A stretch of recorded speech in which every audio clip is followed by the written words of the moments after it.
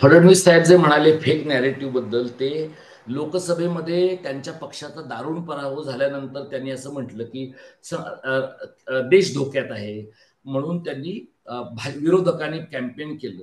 मला मुख्यमंत्र्यांना नम्रपणे हे सांगायचं आहे की 2011 साली कोळशाचा घोटाळा, 2G स्पेक्ट्रमचा घोटाळा, हे सगळं करून भ्रष्टाचाराच्या विरोधामध्ये त्यांनी अण्णा हजारे नावाचा एक बागुलबुवा देशभरामध्ये उभा केला.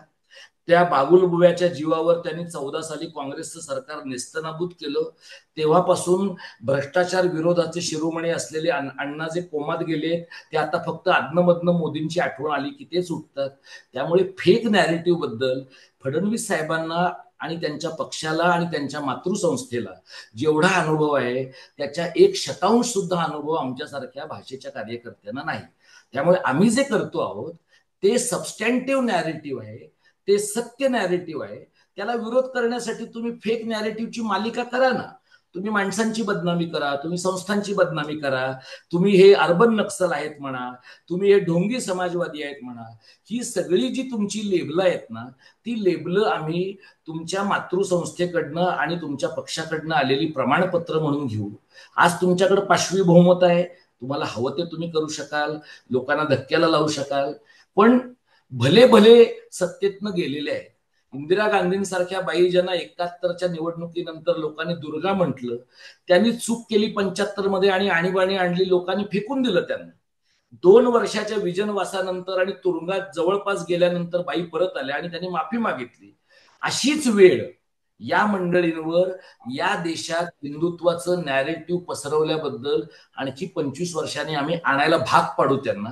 तोपर्यंत तुम्हाला जे म्हणायचं ते म्हणा, माध्यमं तुमची आहेत, मोठ्या प्रमाणात लोक तुमचं ऐकतायत, काही म्हणणं नाही आमचं. तुमच्याकडे प्रचंड पैसा आणि आमच्यासारख्या कार्यकर्त्यांना, आम्ही पोटार्थी कार्यकर्ते आहोत, आम्ही नोकऱ्या केल्या तरच जिवंत मघात केला पाहिजे असं नाही. हा पहिला मुद्दा. आणि हे मी संघ आणि भाजपच्या कथनाशी का जोडतो, तर गेली 10-15 वर्ष किंवा अगदी जनसंघाच्या स्थापनेपासून, संघाच्या स्थापनेपासून आणि गोळवलकरांच्या विचारधनमध्ये त्यांनी जे काही भाषाविषयक त्यांच्या 14 खंडांमधनं त्यांचं लेखन आलंय, त्याही लेखनांमधनं असं दिसतं की हिंदी भाषा ही संघाला त्यांच्या अभिव्यक्तीची भाषा म्हणून प्रिय आहे. आणि ती हिंदी कुठली आहे, तर तुम्ही संघाचे लोक ज्या पद्धतीनं बोलतात ते पाहिलं तर त्यांची बऱ्यापैकी ब्राह्मणी हिंदी ही त्यांची अभिव्यक्तीची भाषा आहे. जर ही ब्राह्मणी हिंदी ही त्यांच्या अभिव्यक्तीची भाषा असेल, तर महाराष्ट्रातले ब्राह्मण सरसंघ चालक सुद्धा तुम्हाला आग्रहाने हिंदीमध्ये बोलताना दिसतात. बंगालमध्ये स्थलांतर करायचं असतं आणि तिथल्या स्थानिक जनतेला तुम्ही आमची भाषा बोला, आम्ही तुमची भाषा बोलणार नाही असं माच करून सांगायचं असतं, तेव्हा त्यांच्या हातातला हुकमी एक्का काय आहे? खोटा हुकमी एक्का. पण आपल्या समाजाच्या भ्रमित पद्धतीने झालेला एक्का की हिंदी राष्ट्रभाषा आहे, मराठी मराठी लोकांची भाषा आहे, तमिळ तमिळ लोकांची भाषा आहे. आता 2014ला जे काही स्वातंत्र्य भारताला मिळालं असं काही लोक म्हणतात, त्या 2014च्या स्वातंत्र्यानंतर ज्या पद्धतीनं संघाने भारतीय समाजात पेनिट्रेट केलेलं आहे, समाजाच्या सर्व अंगात, शाळा असतील, वाचनालय असतील, विद्यापीठ असतील, सांस्कृतिक कामं असतील, या सगळ्यांचा चेहरा मोहरा एकसाचीकरण, या सगळ्यांमध्ये एक जिन्सीकरण नाही, वर्चस्ववादी एकसाचीपणा आणणं, याच्यामध्ये एक देश एक भाषा एक संस्कृती. आणि मग ती जी भाषा आहे ती हिंदी आहे, ती गांधींची हिंदुस्थानी नाही, ज्याच्यामध्ये हिंदूंनाही कम्फर्टेबल वाटत होतं, मुसलमानांनाही वाटत होतं, आणि जी सडकेची भाषा होती तशी जाण्याची ताकद मिळाली. तुम्ही तुम्ही कालही फोनवर माझ्याशी बोललात तसं आम्ही जी सभा घेतली त्या सभेला मोठा प्रतिसाद मिळाला. शासनाने शासन निर्णय रद्द केले. आता आम्हाला असं वाटतंय की शासन निर्णय सरकारने रद्द केले, मग नरेंद्र जाधवांची समिती का नेमली? त्याच्याबद्दलचे आमचे आक्षेप आम्ही कालच नोंदवले की नरेंद्र जाधव हे शालेय शिक्षणाचे आणि बालमानसशास्त्राचे तज्ज्ञ नाहीयेत. त्याहीपेक्षा महत्वाचं ते संघ भाजपला जवळचे आहेत, हे त्यांच्या निवडणुकीचं महत्वाचं कारण आहे. म्हणून आम्ही त्यांना विरोध करून, जसं 5 तारखेला एक विजयी मेळावा राजकीय पक्षाने भरवलाय, त्याच्यामध्ये आम्ही श्रोते प्रेक्षक म्हणून सहभागी होऊ, पण फक्त या मुद्द्यावर न थांबता 7 जुलैला आम्ही मुंबईत सगळ्या प्रश्नांवर शिक्षणाच्या धरणं आंदोलन करतो आहोत. आम्हाला असं वाटतं की आता जो मोमेंटम मिळालाय, आता जी लोकांच्या भावनांना धार चढली आहे ती टिकवून ठेवायची, तर निरंतर काम करण्याची गरज आहे. आणि त्याच्यामध्येच संयुक्त महाराष्ट्राच्या भाग 2 ची बीजे आहेत. नमस्कार, जय महाराष्ट्र. मी डॉक्टर अनिल फळे. M 2032 लाईव्ह मध्ये आपल्या सगळ्यांचं स्वागत आहे. आणि माझ्यासोबत एक डॉक्टर आहेत, पत्रकार आहेत, प्रशासक आहेत. अनेक प्रांतांमध्ये त्यांनी भ्रमंती केलेली आहे आणि आता ते स्थिरावलेले आहेत. ही मराठी भाषा जी आहे त्याची दिंडी ही थांबवायची नाही. मग डॉक्टर दीपक पवार हे सगळ्या महाराष्ट्राला गेल्या काही दिवसांमध्ये नाव सुपरिचित झालेलं आहे. आणि अलीकडे मुख्यमंत्री देवेंद्र फडणवीस यांनी जे मराठी सक्तीच्या हिंदी सक्तीच्या संदर्भातले जे 2 अध्यादेश रद्द केले आणि त्याच्यामध्ये त्यांना भाग पाडलाय डॉक्टर दीपक पवार यांनी. आता दीपक पवार हे सध्या मुंबई विद्यापीठामध्ये राज्यशास्त्र विभागाचे प्रमुख आहेत. मी आणि राज्यशास्त्र विभागाचा प्राध्यापक आहे. प्राध्यापक आहेत. आणि तरी देखील ते अराजकीय आहेत. तर अशा अराजकीय व्यक्तीने असा एक गंभीर आरोप केलेला आहे भारतीय जनता पार्टी आणि राष्ट्रीय स्वयंसेवक संघावर, की हा त्यांच्या हिंदू आणि हिंदू राष्ट्र या नीतीचा परिणाम किंवा ते धोरण म्हणून ही हिंदी सक्ती लागू केलेली आहे. आता डॉक्टर नरेंद्र जाधव यांची समिती जी नेमलेली आहे ती देखील रद्द केली जावी, असं डॉक्टर दीपक पवार यांनी मागणी केलेली आहे. तर दीपक सर, तुम्ही महाराष्ट्रातल्या जनतेला हे सांगा की आता राजकीय दृष्ट्या आरोप होतात बघा, मुंबईला तोडण्याचा डाव आहे, केंद्रशासित प्रदेश करायचा आहे. मग नीती आयोगाने कशा प्रकारे नियोजन केलेलं आहे, केंद्र सरकारचा त्याच्यामध्ये कसा हस्तक्षेप आहे, ह्या MMR जे रिजन आहे मुंबई महानगर प्रदेश प्राधिकरण, मग त्याच्या अंतर्गत जे काही विकास प्रकल्प येत आहेत, 3री मुंबई 4थी मुंबई असं मुख्यमंत्री देवेंद्र फडणवीस सांगत आहेत. आणि तुम्ही राजकीय भाग सोडून तुम्ही ज्या पद्धतीने टीका करताय की हा जो डाव आहे, तर त्याच्याबद्दल तुम्ही स्पष्ट महाराष्ट्रातल्या जनतेला सांगा. नमस्कार. आणि तुमच्या सगळ्या प्रेक्षकांचं सुद्धा आपल्या या चर्चेमध्ये मी स्वागत करतो. आणि तुमच्या निमित्ताने एका वेगळ्या लोकांच्या पुढे मला माझं म्हणणं मांडण्याची संधी तुम्ही दिली आहे, त्याबद्दल मी आभारी आहे. तुम्ही 2 गोष्टींचा उल्लेख केलात की संघ आणि भाजपच्या हिंदी हिंदू हिंदुस्थानी या कथनाच्या संबंधामध्ये आम्ही काही म्हणणं मांडतो आणि मुंबई आणि महाराष्ट्राचं नेमकं काय होईल याच्या संबंधातली भूमिका आहे आणि त्याला हिंदी सक्ती जोडून आम्ही घेतो. तर इथे काही लोकांना, म्हणजे ज्यांना शिक्षणातल्या भाषेचा प्रश्न, शिक्षणाच्या माध्यमाचा प्रश्न, एकूण शिक्षणाचा प्रश्न, भाषावर प्रांतरचनेचा प्रश्न, संघराज्याचा प्रश्न आणि देशांतर्गत भाषिक वसाहतवादाचा प्रश्न, या सगळ्या गोष्टी सुट्या सुट्या पाहण्याची सोय झालेली आहे. त्यातले काही लोक गेल्या 2 महिन्यांमध्ये आम्हाला असं म्हणतात की हा शाळेचा प्रश्न आहे, हा मुलांचा प्रश्न आहे. तुम्ही असं का नाही म्हणत की मुलांना ही भाषा नको आहे, मुलांना 3री भाषा नको आहे. त्या सगळ्या लोकांच्या माहितीसाठी मी सांगतो की आम्ही आत्ताही या आंदोलनाला 3ऱ्या भाषेच्या सक्ती विरुद्धचं आंदोलन असंच म्हणतो. आणि त्याला सरकार शॉर्ट फॉर्म मध्ये हिंदी सक्तीचं आंदोलन यासाठी म्हणतं कारण सरकारला आतून हे कळलं आहे की लोकांचा जो मूलभूत विरोध आहे तो 3ऱ्या भाषेच्या सक्तीच्या नावाखाली लोकांना हिंदी बळजबरीने शिकायला लावणं हा सरकारचा उद्देश आहे. आता सरकारचा हा उद्देश आहे असं आपल्याला का वाटतं किंवा आम्हासारख्यांना का वाटतं? तर ज्यावेळेला शिवसेना, मनसे सारखे प्रादेशिक पक्ष ह्याच्याबद्दल बोलतात त्यावेळेला भाजपचं त्याला एक वेगळं उत्तर असतं. आमचं असं म्हणणं आहे की शाळांमध्ये 3री भाषा, 2री भाषा, पहिली भाषा कोणत्या कोणत्या टप्प्याला शिकवावी याचा एक विचार स्वातंत्र्योत्तर भारतात लोकांनी वेगवेगळ्या वेळेला केलाय. आता ज्या वेळेला हा सगळा वाद सुरू झाला त्यावेळेला माननीय मुख्यमंत्री म्हणले की त्रिभाषा सूत्र सगळीकडे आहे, देशातल्या सगळ्या राज्यांमध्ये आहे, हे लोकच का विरोध करतात? त्रिभाषा सूत्र आपल्याला कोठारी आयोगाने दिलं, पण त्रिभाषा सूत्रानुसार लोक आतापर्यंत म्हणजे 2 दशकांपूर्वीपर्यंत दुसरी भाषा 5वीला आणि तिसरी भाषा 8वीला शिकत होते. दरम्यानच्या काळात इंग्रजीचा म्हणजे सांस्कृतिक जागतिकीकरणाचं हत्यार म्हणून इंग्रजीचा प्रभाव एवढा वाढला आणि त्यावेळेला आपला राजकीय वर्ग, आपला अभिजन वर्ग, आपले विचारवंत, आपले प्रशासक यांनी नांगी टाकल्यामुळे त्यावेळेला इंग्रजीचं जे आक्रमण आहे ते लोकांना पचवता आलं नाही. पण इंग्रजीचं आक्रमण आपण पचवू शकलो नाही तेव्हा आपण आत्मघात केला. म्हणून हिंदीच्या आक्रमणाच्या बाबतीत पण आपण आत्मघात केला पाहिजे असं नाही, हा पहिला मुद्दा. आणि हे मी संघ आणि भाजपच्या कथनाशी का जोडतो, तर गेली 10-15 वर्ष किंवा अगदी जनसंघाच्या स्थापनेपासून, संघाच्या स्थापनेपासून आणि गोळवलकरांच्या विचारधनमध्ये त्यांनी जे काही भाषाविषयक त्यांच्या 14 खंडांमधनं त्यांचं लेखन आलंय, त्याही लेखनांमधनं असं दिसतं की हिंदी भाषा ही संघाला त्यांच्या अभिव्यक्तीची भाषा म्हणून प्रिय आहे. आणि ती हिंदी कुठली आहे, तर तुम्ही संघाचे लोक ज्या पद्धतीनं बोलतात ते पाहिलं तर त्यांची बऱ्यापैकी ब्राह्मणी हिंदी ही त्यांची अभिव्यक्तीची भाषा आहे. जर ही ब्राह्मणी हिंदी ही त्यांच्या अभिव्यक्तीची भाषा असेल तर महाराष्ट्रातले ब्राह्मण सरसंघचालक सुद्धा तुम्हाला आग्रहाने हिंदीमध्ये बोलताना दिसतील. त्यांनी महाराष्ट्राच्या बाहेर बोलावं की हिंदीमध्ये. महाराष्ट्रामध्ये असलेला मराठी सरसंघचालक हा ज्या वेळेला हिंदीमध्ये बोलतो त्यावेळेला या राज्यातल्या भाषिक प्राधान्यक्रमामध्ये त्यांच्या दृष्टीनं हिंदी पहिल्यांदा येते आणि मराठी किंवा इतर प्रादेशिक भाषा नंतर येतात.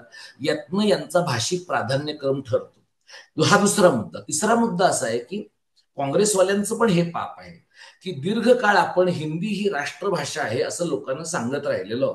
हिंदी ही घटनेच्या 17व्या भागातल्या 343 ते 351 कलमांप्रमाणे केंद्र सरकारच्या कामकाजाची भाषा आहे आणि इंग्रजी ही कामकाजाची सहभाषा आहे. पण जे लोक हिंदी राष्ट्रभाषा प्रचार समितीच्या परीक्षा घेतात, काँग्रेसवाले असतील आता बीजेपीवाले असतील, त्यांनी सुद्धा हा राष्ट्रभाषा शब्द चुकीचा आहे हे लोकांना सांगायचे कष्ट घेतले नाही. हिंदी पट्ट्यातले लोक तर सांगणारच नाही, कारण त्यांना जेव्हा महाराष्ट्रासारख्या राज्यात, कर्नाटकात, गुजरातेत, बंगालमध्ये स्थलांतर करायचं असतं आणि तिथल्या स्थानिक जनतेला तुम्ही आमची भाषा बोला, आम्ही तुमची भाषा बोलणार नाही असं माच करून सांगायचं असतं, तेव्हा त्यांच्या हातातला हुकमी एक्का काय आहे? खोटा हुकमी एक्का. पण आपल्या समाजाच्या भ्रमित पद्धतीने झालेला एक्का की हिंदी राष्ट्रभाषा आहे, मराठी मराठी लोकांची भाषा आहे, तमिळ तमिळ लोकांची भाषा आहे.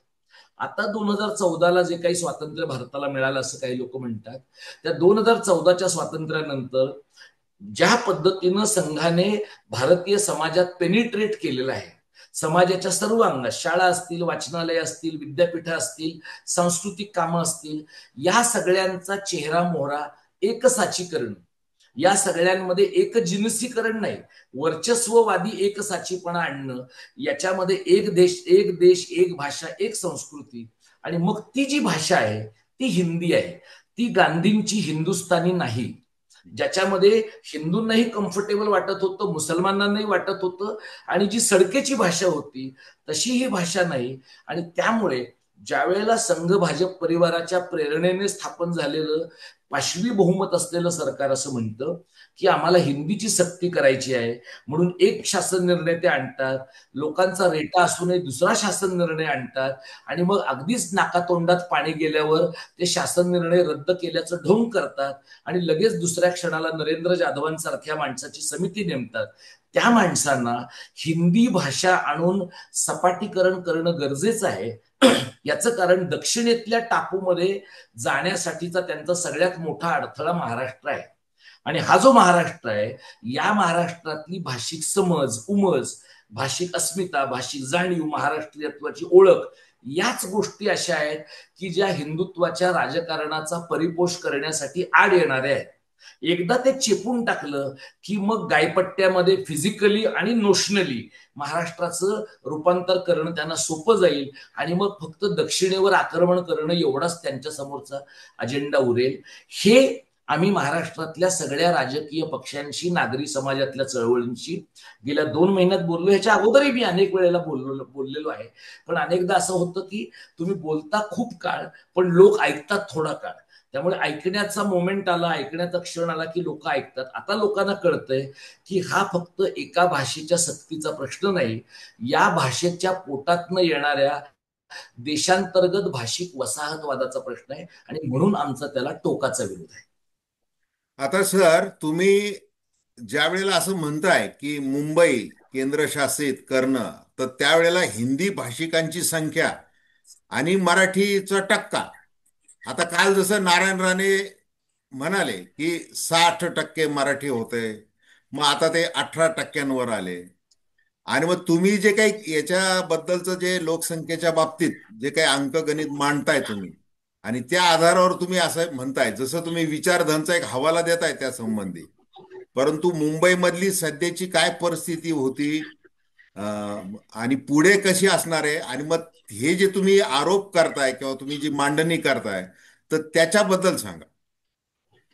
असं आहे की मुंबई ज्या वेळेला संयुक्त महाराष्ट्राच्या आंदोलनामध्ये महाराष्ट्राने मागितली, त्यावेळेला संख्या हा जसा एक महत्वाचा मुद्दा होता, तसं या प्रदेशाची उर्वरित महाराष्ट्राशी असलेली सेंद्रिय एकात्मता हा पण महत्वाचा भाग होता. आणि हा मुद्दा इतर कोणी नाही, बाबासाहेबांनी मांडलाय. त्यांनी असं म्हटलंय की जर तेव्हाचं कलकत्ता बंगालचा आहे, तेव्हाचं मद्रास तमिळ लोकांचं आहे, तर मुंबई महाराष्ट्राची आहे. कारण मुंबईतल्या संसाधनांवर, मुंबईतल्या इतर सर्व यंत्रणेवर आणि इथला कामगार हा प्राधान्यानं मराठी आहे. आता हे जे बाबासाहेबांनी म्हटलं, त्यामुळे 4 वर्ष नेहरूंच्या विरोधात प्रखर संघर्ष करून आपण मुंबई मिळवली. गेल्या 60-65 वर्षामध्ये चित्र असं बदललेलं आहे की तुम्हाला दिसेल गिरण्यांचा संप झाला, लाखो लोक बेकार झाले, मुंबईच्या बाहेर फेकले गेले, गावाला निघून गेले. प्रचंड मोठ्या प्रमाणात दक्षिण मुंबई, मध्य मुंबई, दक्षिण मध्य मुंबई, पश्चिम मुंबई या भागांमध्ये विकासाची कामं झाली.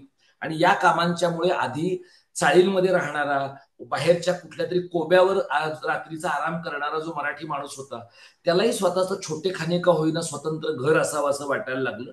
आणि हे एकदम रास्त स्वप्न आहे. मग त्यासाठी लोकांनी मुख्य मुंबई शहरातली घरं विकून बदलापूर पासून कर्जत पर्यंत, इकडे पालघर पर्यंत आणि तिथे रायगड पर्यंत घरं घेतली. तर इथे कोण आलेले आहेत? तर इथे आलेला जो कामगार आहे तो उत्तर भारतीय आहे आणि इथला जो धनदांडगा आहे तो लोढासारखा गुजर मारवाडी आहे. आणि ह्यांच्या हातामध्ये पैसा आहे. यांच्या हातात पैसा कुठून आला आणि मराठी पुढाऱ्यांच्या हातात पैसा का नाही आला? याचं कारण मराठी पुढाऱ्यांचं बरंचसं राजकारण हे स्वतः आर्थिक गुंतवणूक करून त्या गुंतवणुकीचा परतावा काहीतरी मोठं काम करून मागावा, यापेक्षा सुद्धा कोणीतरी गुंतवणूक करणारा असेल तर त्याच्याकडनं कमिशन किंवा हप्ते घ्यावेत, एवढ्या पुरतच आपल्या मराठी पुढाऱ्यांचं राजकारण मर्यादित राहिले. याच्यामुळे तुम्हाला दिसतं की जो काही महाराष्ट्रातला प्रचंड मोठा बिल्डर डेव्हलपरचा वर्ग आहे, त्यांचे अनेक ठिकाणी स्लीपिंग पार्टनर मराठी लोक आहेत. पण ते स्लीपिंग पार्टनर जर मराठी लोक असतील तर या सगळ्या बिल्डरांच्या इमारतीमध्ये जेव्हा जैन मारवाड्यांची प्रचंड मोठ्या प्रमाणात घरं होतात आणि ते म्हणतात की मराठी लोक मासे खातात, मराठी लोक चिकन मटण खातात, त्याचा वास आम्हाला सहन होत नाही, म्हणून यांना घरं देऊ नका, तेव्हा मराठी लोकांच्या पुढाऱ्यांच्या पाठीचा कणा झिजलेला असतो, कारण हे त्याचे लाभार्थी आहेत. त्यामुळे हे जे मराठी लोक अगदी एखाद्या शाखेच्या पातळीपासून राज्याच्या पातळीपर्यंतचे असतील, यांच्यामध्ये गुंतवणूक करून नेतृत्व उभं करणाऱ्या पुढाऱ्यापेक्षा दलालांचं प्रमाण जास्त असल्यामुळे आपल्याला असं दिसलं की गुजर मारवाड्यांचा पैसा आणि उत्तर भारतीयांची संख्या या दोघांनी मराठी माणसांना चेपून चेपून त्याची पाठ भिंतीला टेकलेली आहे. नारायण राणेंचं उदाहरण तुम्ही दिलं. नारायण राणे हे मला असं वाटतं की महाराष्ट्राच्या चांगल्या मुख्यमंत्र्यांपैकी एक होते. त्यांना फायनान्स चांगलं कळत होतं. त्यांचं बाकीचं राजकारण आपण क्षणभर बाजूला ठेवू, पण त्यांना महाराष्ट्राचं अर्थकारण समजत होतं, फाईल कशी मूव्ह होते हे कळत होतं. आता राणे साहेबांचा प्रवास शिवसेनेपासून काँग्रेसच्या मार्फत स्वाभिमान पक्षातनं आता भाजपमध्ये झालेला आहे. पण राणे साहेबांनी आणि त्यांच्या चिरंजीवांनी पण लक्षात ठेवलं पाहिजे की तुमचे आजचे मालक कोणी असतील, तुम्हाला ही ओळख कोणी दिली आहे? मुंबई शहराने दिली आहे, महाराष्ट्रानं दिली आहे. आणि महाराष्ट्रामध्ये किंवा मुंबई शहरात मराठी माणसांची आजची लोकसंख्या किती आहे हे सांगण्यासाठी नारायण राणे साहेब हे जनगणनेचे तज्ज्ञ आहेत का? आज भारत सरकारने जनगणना करावी असं सुचवलंय. ती जबाबदारी नारायण राणे साहेबांकडे दिली आहे का? जी काही मराठी लोकांची लोकसंख्या असेल ते कळेल ना जनगणना झाल्यावर. आणि हे मी तुम्हाला सांगतो, जरी महाराष्ट्रातल्या मुंबई सारख्या शहरामध्ये मराठी माणसांची लोकसंख्या कमी झाली तरी सुद्धा हे शहर मराठी माणसांचंच आहे. मराठी माणसांचंच राहील. बाकीचे लोक बाहेरचे आहेत, उपरे आहेत, आणि त्यांना महाराष्ट्रामध्ये येऊन जे काही कमवायचं असेल त्यांनी कमवावं. निष्ठा त्यांनी महाराष्ट्राला वाहिली तर ते आपले आहेत, ते व्यापक मराठीपणाच्या व्याख्येमध्ये बसतात. पण त्यांची निष्ठा जर गायपट्ट्यात असेल, त्यांची निष्ठा जर अदानी अंबानीच्या गुजरातमध्ये असेल आणि इथे फक्त पैसे कमवायचे आणि महाराष्ट्र आणि मुंबई ओरपून खायची, ही जर भावना असेल तर हे लोक अत्यंतिक मराठी आणि महाराष्ट्र द्रोही आहेत. अशा माणसांना पुरेल असं इंधन देणं हा नारायण राणे साहेबांचा सुद्धा महाराष्ट्र द्रोहच आहे असं मी मानतो. ते हे जाणीवपूर्वक करत असतील असं माझं म्हणणं नाही. ते बराच काळ महाराष्ट्राच्या राजकारणामध्ये आहेत. मग कुणीतरी त्यांना आदेश देतंय का? त्या आदेशानुसार ते करतायत का? त्यांनी फक्त एवढं पाहायला पाहिजे की आयुष्याच्या राजकीय कारकिर्दीच्या उत्तरार्धामध्ये आपण जे काही थोडंफार गुडविल कमावलेलं असेल ते गुडविल मराठी लोकांच्या विरोधात जाऊन त्याची माती करणं आणि मग मराठी लोकांना कलंक असलेला राजकारणी अशी महाराष्ट्राने तुमची ओळख ठेवणं हे नारायण राणेंसारख्या चांगल्या मुख्यमंत्र्याला हवं आहे का, याचा विचार त्यांनी केला पाहिजे. नाही, आता राणेंचा तुम्ही राजकीय प्रवास सांगितला, भूमिका सांगितलेली आहे. तर त्यांनी हे आकडेवारी सांगताना मराठी टक्का का कमी झाला तर त्यांनी उद्धव ठाकरेंना जबाबदार धरलंय. म्हणजे आता हे असं आहे बघा. हा हे बघा, उद्धव ठाकरे आणि नारायण राणेंची आता म्हणजे ज्याला आपण म्हणजे हिंदीत शब्द वापरायचा तर पुराणी दुश्मनी आहे. खूप जुने त्यांचं वैर आहे. कारण नारायण राणेंना असं वाटतं की उद्धव ठाकरेंनी त्यांना मुख्यमंत्री होऊ दिलं नाही आणि उद्धव ठाकरेंनी त्यांना पक्षातनं बाहेर जायला लावलं. राज ठाकरेंना पण तसंच वाटत होतं. एकनाथ शिंदे जरा जास्त आक्रमक निघाले म्हणून ते पक्षच घेऊन गुवाहाटीला निघून गेले. आता असं आहे की नारायण राणेंना मॅन्डेट काय आहे भाजपचा, की बोलून बोलून उद्धव ठाकरेंना निकामी करायचं आहे. ते काम ते आणि त्यांचे चिरंजीव इमाने इतबारे करतात. आता मुंबईमध्ये जेव्हा गिरण्यांचा संप झाला तेव्हा उद्धव ठाकरे महाराष्ट्राच्या राजकारणात नव्हते. त्यांचे वडील बाळासाहेब ठाकरे होते, शरद पवार साहेब होते, जॉर्ज फर्नांडिस होते आणि दत्ता सामंत होते. तो जर 3 वर्षांचा तुम्ही प्रवास पाहिला तर त्या काळामध्ये दत्ता सामंतांनी केलेली मागणी एवढी नगण्य होती की काँग्रेस पक्षाला ती मागणी सहज मान्य करता आली असती. पण त्यावेळेला त्यांना वाटलेली भीती अशी आहे की दत्ता सामंत हा एवढा मोठा माणूस होईल की नंतर त्याला मॅनेज करणं शक्य होणार नाही. आश्चर्य म्हणजे दत्ता सामंत आणि त्यांच्या पत्नी ह्या एकेकाळच्या काँग्रेसच्या आहेत. मग नंतर त्यांनी कामगार आघाडी काढलेली आहे. पण दत्ता सामंतांचा संप चिरडून टाकताना वसंतदादा पाटील, मनोहर फाळके आणि राष्ट्रीय मजदूर संघ यांनी फक्त दत्ता सामंतांना चिरडलं नाही, 2.5 लाख गिरणी कामगारांना आणि त्यांच्या कुटुंबांना चिरडलं. आणि म्हणून आता मिलचं जेव्हा मॉलमध्ये रूपांतर होतं तेव्हा मॉलमध्ये राहणारे सगळे धनाढ्य आहेत, तिथे इन्फिनिटी स्विमिंग पूलमध्ये राहणारे धनाढ्य आहेत आणि मराठी माणसं चाळीमध्ये राहत आहेत. खूप वर्षांपूर्वी दत्ता इसवलकर गिरणी कामगार संघर्ष समितीचे असं म्हणाले होते की जसजसे मिलच्या जागी मॉल उभे राहतील, टोलेजंग इमारती उभ्या राहतील, तसतसं ह्यांना गिरण्यांची धुराडी नकोशी वाटतील. कारण त्या धुराड्यातनं येणारा धूर त्यांना लाजिरवाणा वाटेल आणि टप्प्याटप्प्यानं त्यांना समोर राहणारा मराठी माणूस पण लाजिरवाणा वाटेल. तुम्ही दक्षिण मध्य मुंबईमध्ये जाऊन बघा. आता आणखी 5 वर्षानंतर मराठी उमेदवार वरळीमधनं आणि दक्षिण मध्य मुंबईमधनं किंवा दक्षिण मुंबईमधनं निवडून येणं अशक्य होईल, इतकं गुजर मारवाड्यांचं प्रमाण वाढलेलं आहे. आता ह्याला उद्धव ठाकरे जबाबदार आहेत का? तर त्यांच्या वडिलांचं राजकारण काही अंशी जबाबदार आहे. उद्धव ठाकरे स्वतः त्या राजकारणात नव्हते. आता हा प्रश्न आपण नारायण राणे साहेबांना थोडा अनामिक पद्धतीने विचारूया की काँग्रेस पक्षात असणारा आणि दिल्लीतल्या काँग्रेसच्या पुढाऱ्यांच्या धोकट्या वाहणारा आणि त्यांची इतर सोय करणारा एक इसम आहे कृपाशंकर सिंग नावाचा. तो कोकणात जाऊन शेकडो एकराची शेती घेऊन शेतकरी झाला. तो कोणाच्या मदतीने झाला? मी असं म्हणत नाही राणे साहेबांच्या मदतीने झाला, पण त्यांनी हे सांगावं कोणाच्या मदतीने झाला. रायगड पासून सिंधुदुर्गापर्यंत आणि विरार पासून तलासरीपर्यंत प्रचंड मोठ्या प्रमाणात एकाच दमामध्ये भय्ये कशा पद्धतीने शेतकरी झाले? त्यांना कोणी शेतीची प्रमाणपत्र दिली? तलाठी मराठी आहे, तहसीलदार मराठी आहे, प्रांत मराठी आहे, कलेक्टर मराठी आहे, मंत्री मराठी आहे. मग आयदर ह्या सगळ्यांनी स्वाभिमान विकलेला आहे किंवा भैयांची यांना विकत घेण्याची क्षमता एवढी प्रचंड आहे की यांनी पैशासोबत लाच पण विकलेली आहे.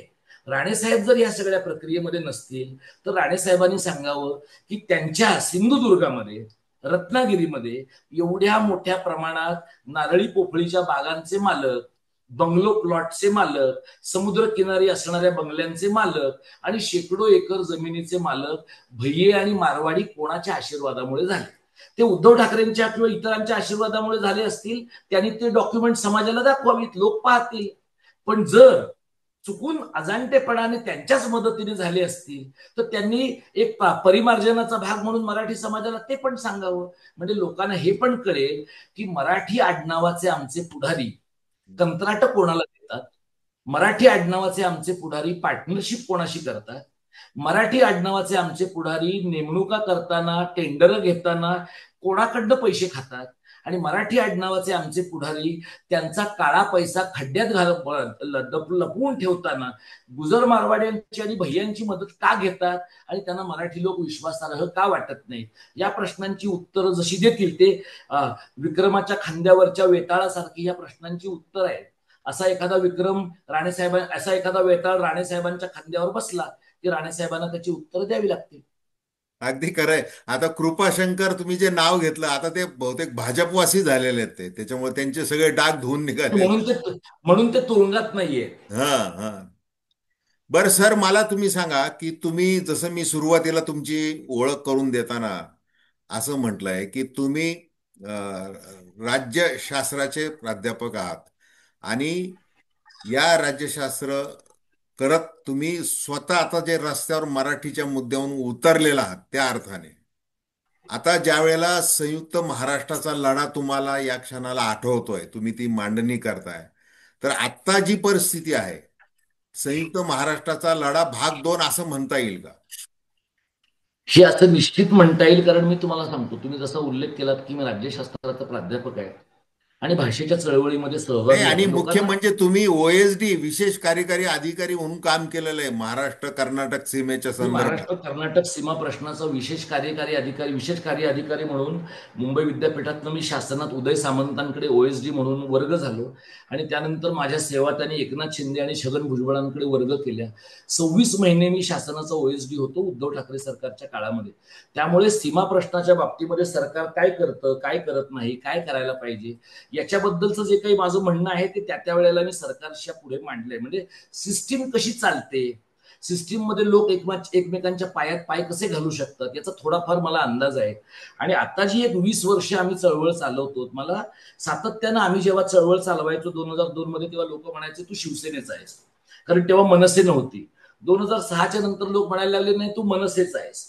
पण दरम्यानच्या काळामध्ये असं झालं की सेना टोकाच्या हिंदुत्वाला गेली, मनसे मराठी माणसांकडून लावरे तो व्हिडिओ पासून मशिदीच्या भोंग्यांकडे गेली.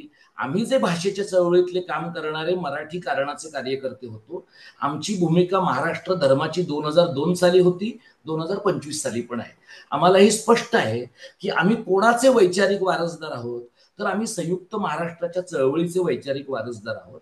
आणि त्यावेळेला समाजवादी भारतामध्ये समाजवादी महाराष्ट्र अशा प्रकारची घोषणा एस एम जोशींनी, डांग्यांनी, अत्र्यांनी, वारा कुठारींनी, प्रबोधनकारांनी, या सगळ्या मंडळींनी केली. तिथे विदर्भामध्ये दत्रे माडखोलकरांनी त्याच्याबद्दलची भूमिका घेतली. मला असं वाटतं की प्रतिकात्मक, प्रतिक्रियात्मक आणि केवळ हिंसा केंद्रीय अशा प्रकारचं भाषिक राजकारण महाराष्ट्रात फार काळ टिकणार नाही, कुठंच टिकणार नाही. आणि आपण असा विचार केला पाहिजे की आपल्याकडे भाषावादी, मराठीवादी पक्ष पूर्ण ताकदीनं सत्तेत का नाही आले गेल्या 60 वर्षामध्ये? द्रमुक सत्तेत आलं, अण्णा द्रमुक सत्तेत आलं, तेलुगू देसम सत्तेत आलं, तृणमूल काँग्रेस सत्तेत आलं, अकाली दल सत्तेत आलं, असं असतं. किंवा टीआरसी म्हणजे तेलंगणा राष्ट्र समिती सत्तेमध्ये आली. आपल्याकडे का नाही आलं? तर इथे आपल्याकडे बरेचदा लोक म्हणतात पण नाही, आपल्या लोकांची मराठीपणाची जाणीवच तीव्र नाहीये. मला असं वाटतं की लोकांची मराठीपणाची जाणीव तीव्र करण्यासाठी आपली जी मराठीची व्याख्या आहे ती सर्वसमावेशक असायला पाहिजे.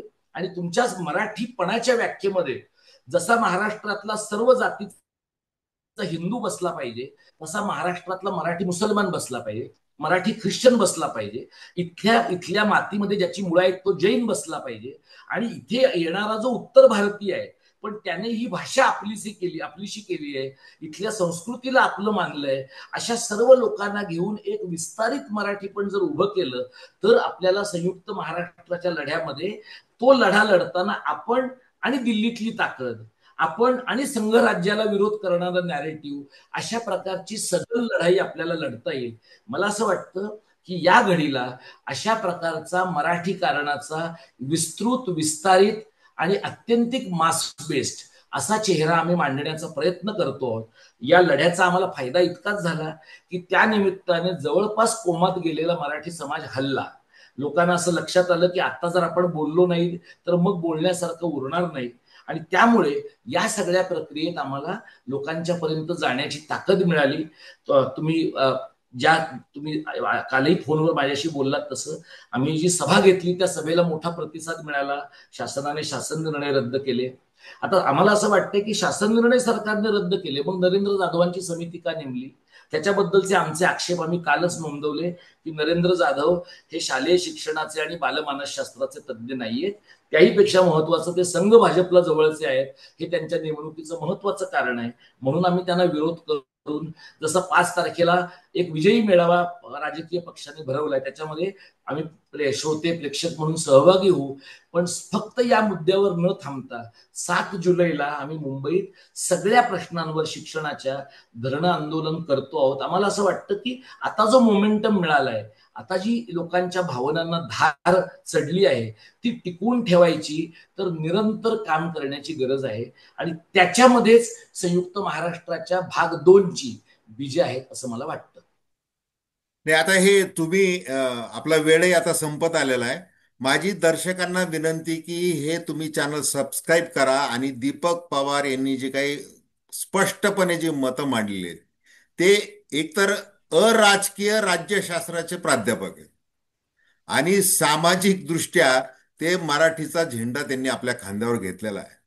सर, हे तुम्ही जी मांडणी केली आत्ता मुंबईची आणि पुढं हे गायपट्ट्यातल्या प्रमाणे जसं मध्य महाराष्ट्रात यायचं आणि मग दक्षिणेत उतरायचं आहे, हे जे काही संघाचं जे धोरण आहे, तर आणि ते जे तुम्ही मांडणी करताय, तर देवेंद्र फडणवीस मुख्यमंत्री असं काल त्यांच्या पदाधिकाऱ्यांच्या एका मेळाव्यामध्ये असं म्हटलेलं आहे की आता फेक नॅरेटिव्ह असं तयार केलं जाईल, खोटं कथानक, आणि निवडणुकीच्या काळामध्ये ते जास्त वापरलं जाईल.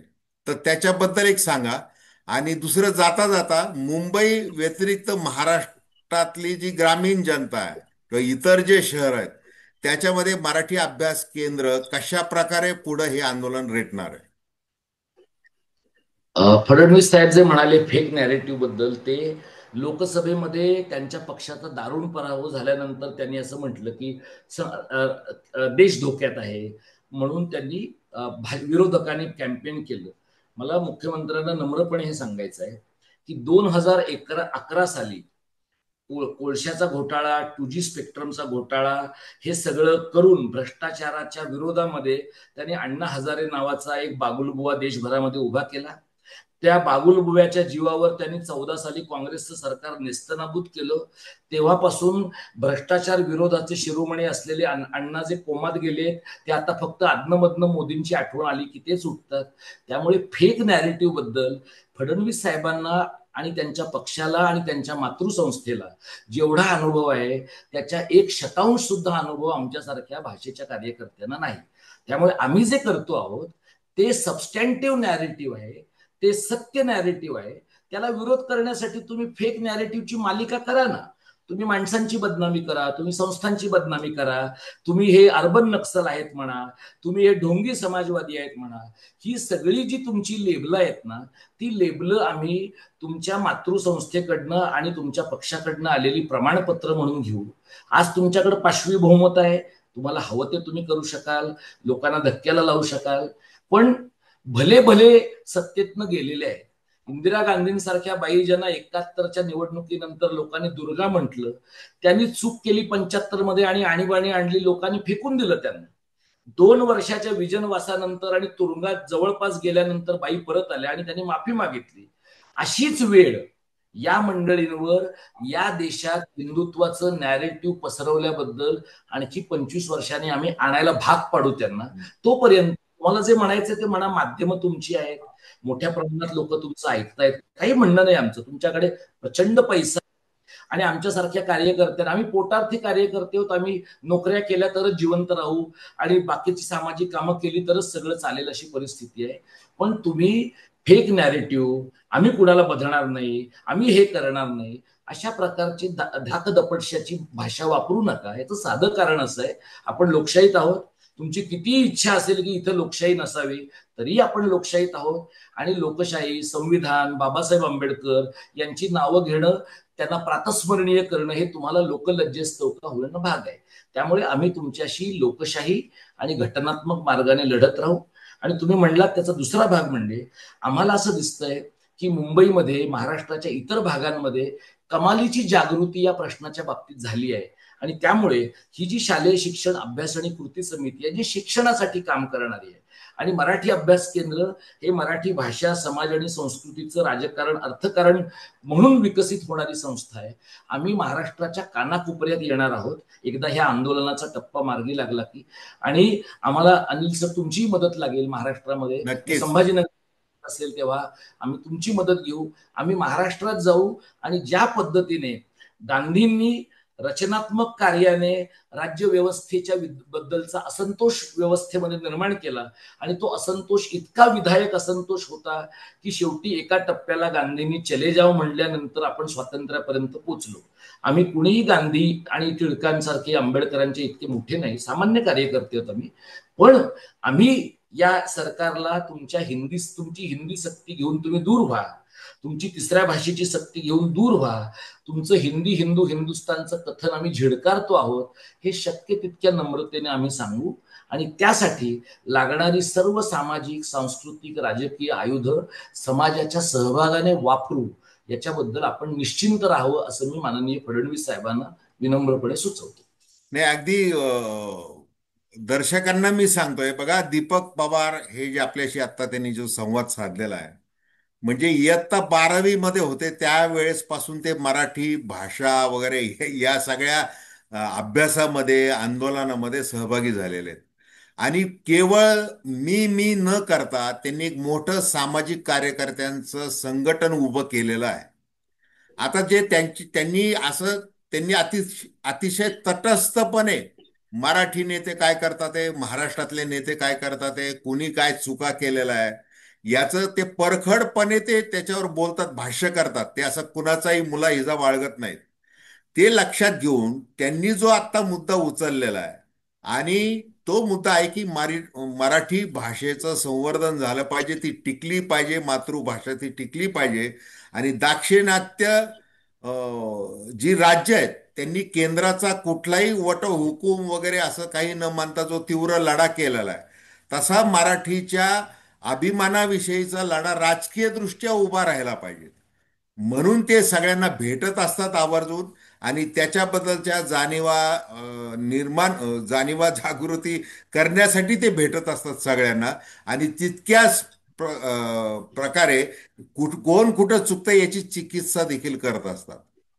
तर धन्यवाद दीपक सर, तुम्ही एवढा धन्यवाद. वेळ दिलाय. आणि मी तुम्हाला एक, तुम्ही जसं माझा उल्लेख केलाय की तुमचं सहकार्य लागेल, तुम्ही केव्हाही सांगा.